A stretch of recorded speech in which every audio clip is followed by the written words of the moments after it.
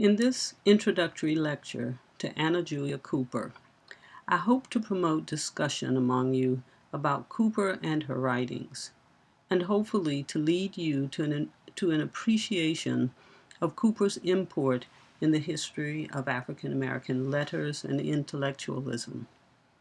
I especially hope that you will have time to explore what Cooper's works tell us about how dynamics of gender and class influence race in American culture and among African Americans.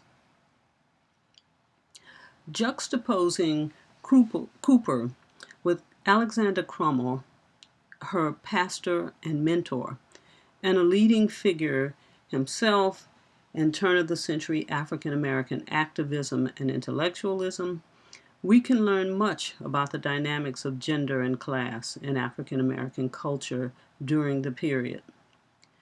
Borrowing from an earlier publication of my own that focuses on Cooper and Crummell, I'd like to frame the analysis that I hope will be useful in your own critiques of Cooper and her works.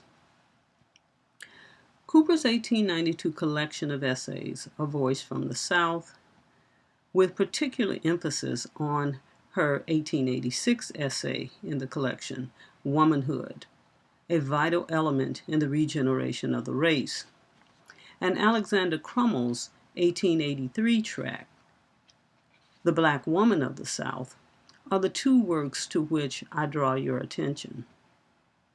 Crummell publishes his essay as a call to Northern blacks, a particular class of Northern blacks, and that is the educated, to go South, taking their skills and knowledge to train Black women in the South in all aspects that will prepare them to be integrated into the larger society.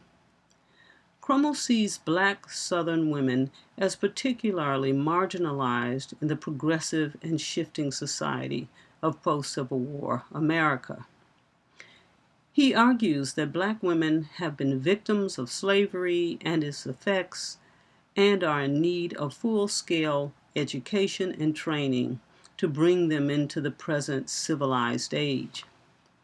Crummell, of course, is a man assuming an understanding of the needs of women, and he is a Northerner, having never lived South in the pre- or post-war period, telling Southern blacks what their needs are and how they must proceed to answer those needs.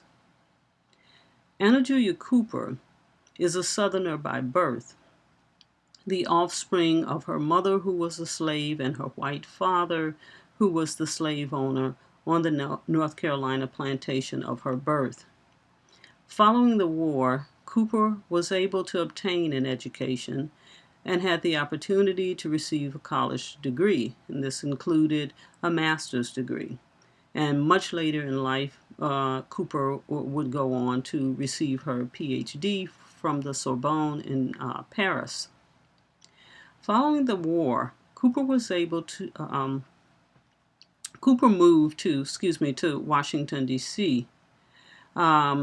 And this is where she first encountered Crummell, and where he became her mentor and pastor and good friend as well.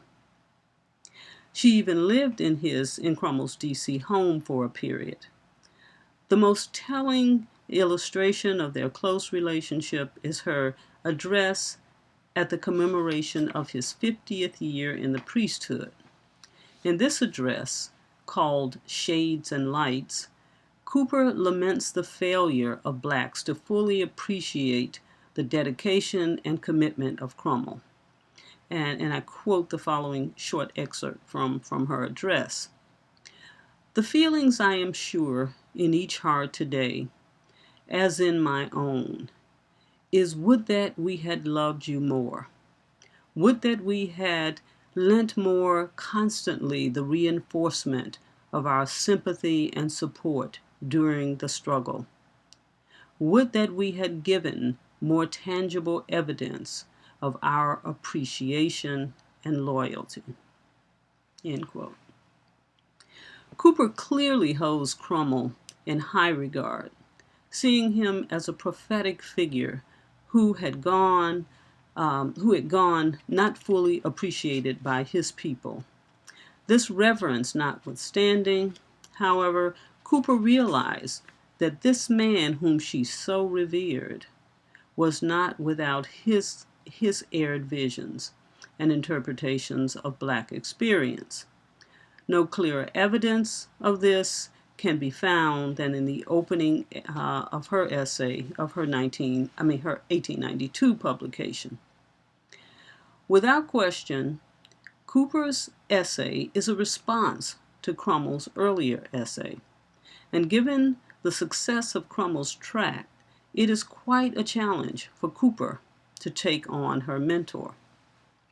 But she does this through highly calculated rhetorical gymnastics. Responding to the assertions of the august and revered Crummel, Cooper both echoes and rejects his work. While she agrees with Crummel that there is a need for able-minded missions to go south to help Black women, she takes exception to some of the particulars in his analysis of this population and its identity. Together, their points of concurrence and disagreement tell us much. And to begin, Cooper's rhetorical strategy of appeasement sheds insight on the careful language and argument that Black female intellectuals of the 20th century had to carefully weave. Cooper will ultimately take exception to Crummel's intra-racial read of Black female experience, as she rejects his assertion that Black or colored women had known greater opportunities than their, as Crummel called them, pure Black counterparts.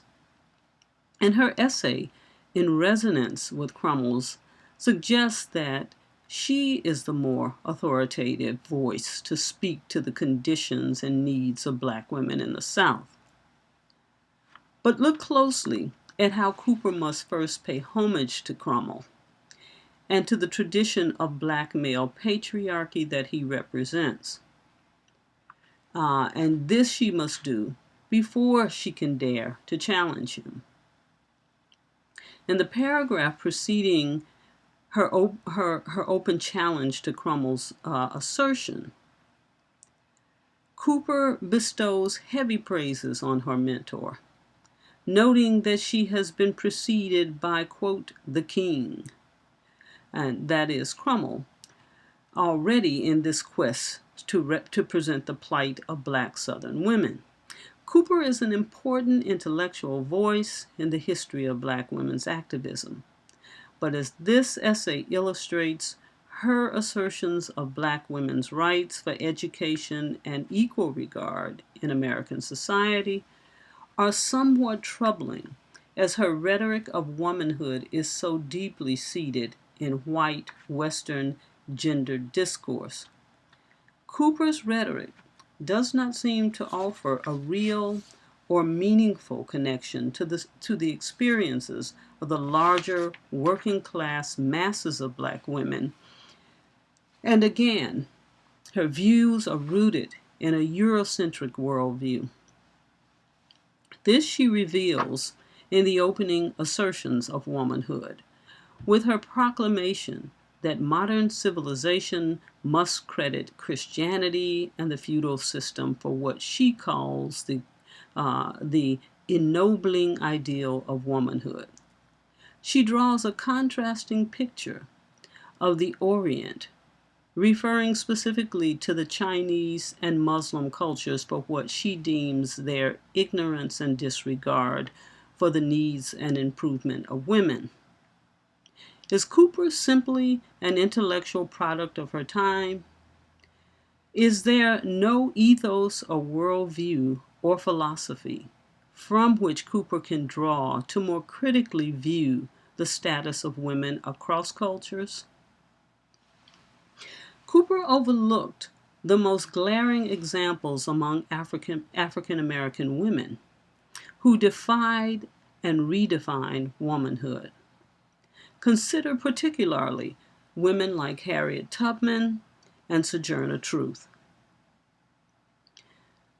Truth, called the Moses of her people, escaped to freedom from the Maryland plantation of her birth, and she returned over a number of years to guide other slaves to freedom. And that's not true. That's Tubman. Sojourner Truth was one of the most passionate 19th century anti-slavery and women's rights voices. Unlike Tubman, who is from the South, slavery in the South, Sojourner Truth is one of those rare examples we have of black women who had been enslaved in the North before slavery was abolished there. In Truth's 1851 speech at the Women's Convention in Akron, Ohio, she clearly defies Anglo-centric constructs of true womanhood. Truth rejects dominant assertions that ideal womanhood is signaled in woman as physically weak, unworldly, dependent, and fit only for the domestic realm. Truth boasts, in fact, that she can do as much work as a man. But this idea does not compromise, in Truth's mind, her own womanhood, or womanhood in its larger sense. Her challenge to the dominant paradigm establishes legitimacy for the physically strong, courageous, and defiant woman. This image of woman as legitimate and worthy contrasts Cooper's Western, Christian, patriarchal valuation of woman as, quote, sacred charge to be sheltered and cared for by men. Cooper and Truth symbolize the class tension in early African American culture that carried over into the 20th century, and arguably that remains to present. Cooper is among that group of race activists called the Talented Tenth, and her writings reveal a class orientation that viewed the masses of blacks in need of education and social development. I close this lecture here with a juxtaposition of Sojourner Truth and Anna Julia Cooper.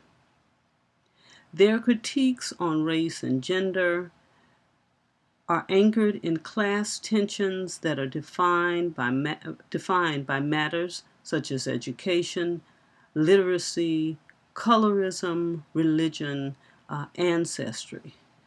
Elements of culture, not only in terms of African Americans and how they will develop internal tensions regarding womanhood, identity, activism, but those elements of culture that are a reflection of the larger discourse on womanhood in American society.